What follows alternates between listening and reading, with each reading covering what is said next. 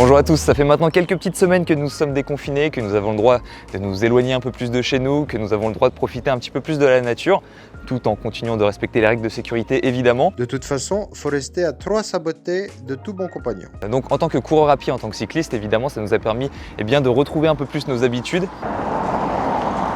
Et ça va être l'occasion d'en parler aujourd'hui, principalement de la course à pied. Comment est-ce que j'ai réaugmenté ma course à pied pour en arriver aujourd'hui, où aujourd'hui je vais reprendre ma première séance intense depuis quelques mois déjà.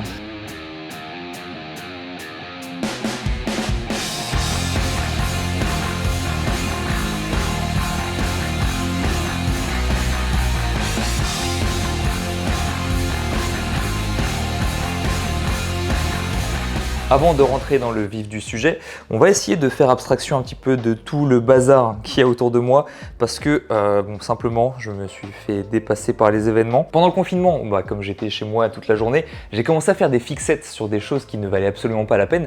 Par exemple, le passage des gaines de frein et des câbles DI2 sur mon contre-la-montre qui était sur le mur. Vous savez ce que c'est là?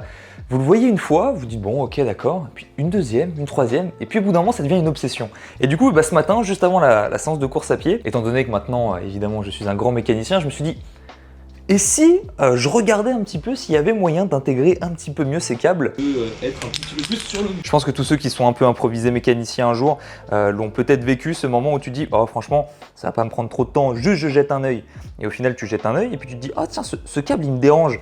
Donc tu commences à enlever le frein arrière, tu tires le câble, et puis une fois que tu as fait, tu fais ah non en fait ce frein aussi il me dérange. Donc du coup tu commences à l'enlever, et au final tu te retrouves avec un vélo qui est totalement démonté. Donc bon, maintenant il faut que je rachète des câbles, il faut que je rachète des gaines. Bref, ça sera notre fil rouge sur les semaines à venir. En attendant, reprenons le sujet du jour, la reprise de la course à pied. Alors on va tout de suite répondre à une question parce que pour moi il n'y a pas vraiment de débat, mais on va quand même devoir prendre une petite minute pour en parler. Oui, j'ai couru pendant le confinement. Pour ceux qui me suivent sur Strava, vous l'avez vu, j'ai arrêté de synchroniser mes activités course à pied sur la plateforme. D'ailleurs, au tout début, j'avais continué à upload mes séances comme si de rien n'était, puisque je faisais mes runs à 23h le soir. Voilà, je m'entraînais à des périodes où j'étais sûr et certain que je ne croiserais personne. Mais j'ai reçu un commentaire qui a piqué un petit peu mon attention, qui disait simplement que le problème c'est que les gens ne se prendraient pas le temps de savoir les circonstances, le pourquoi, le oui, du comment.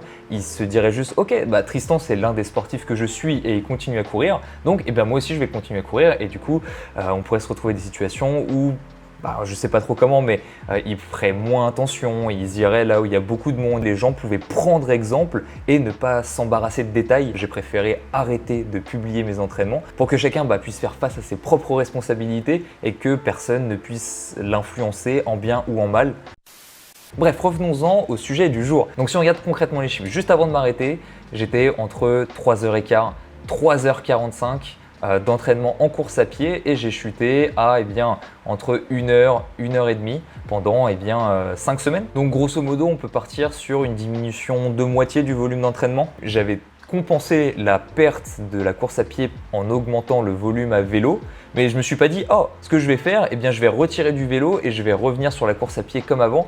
Absolument pas, chaque sport est spécifique, a des contraintes spécifiques et entraîne des adaptations au niveau des tissus spécifiques aussi. Ça fait beaucoup de spécifiques, donc reprendre la course à pied comme si de rien n'était en disant oh t'inquiète pas j'ai compensé par le vélo, pire chose à faire. Bref, la reprise s'est passée en 5 semaines, donc c'est-à-dire en gros 2 premières semaines où je revenais monter à 75% du volume initial, je stabilisais, je regardais un petit peu comment ça se passait, et ensuite je suis repassé sur 2 semaines en remontant à 100% du volume initial. Donc là, dans ce cas-là, la reprise est rapide simplement parce que je ne me suis pas arrêté. C'est vrai qu'il faut quand même être aussi à l'écoute de ses sensations. Je n'ai eu aucune douleur, rien du tout. Alors attention aux douleurs parce que c'est toujours avec un petit délai, c'est-à-dire que ça peut très bien se passer, et puis 2-3 semaines après, voilà. Donc il faut garder un petit peu de profondeur par rapport à son point de vue. Par contre, si vous n'avez rien fait, là vous étiez avec le barbecue, vous étiez tranquille, oh là là, et confinement il fait beau là, on va se mettre sur la terrasse, à ce moment-là évidemment ça va vous prendre beaucoup plus de temps, déjà pour réadapter vos tissus, puisque c'est ça qui pousse à la blessure dans un premier temps. D'ailleurs, j'ai continué à travailler mon renforcement, et plus particulièrement j'ai continué à vouloir mettre énormément d'impact. J'ai testé un protocole, je ne vais pas en parler aujourd'hui parce que je manque un petit peu de recul, mais simplement ça consistait à sauter sur place. Voilà.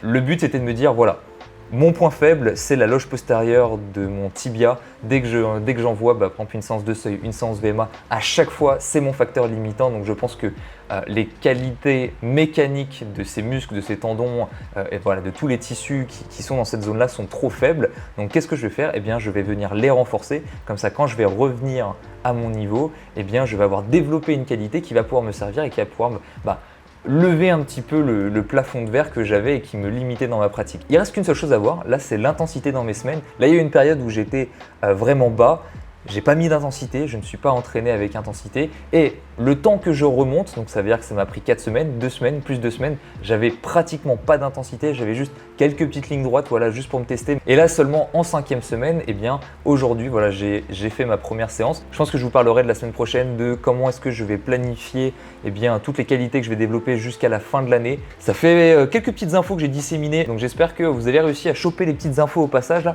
En tout cas, passez une bonne journée, une bonne soirée, ce que vous voulez. Entraînez-vous bien, progressez bien, faites attention. À la prochaine. On se dit bonjour sans se toucher les pommes et on arrête de se viser.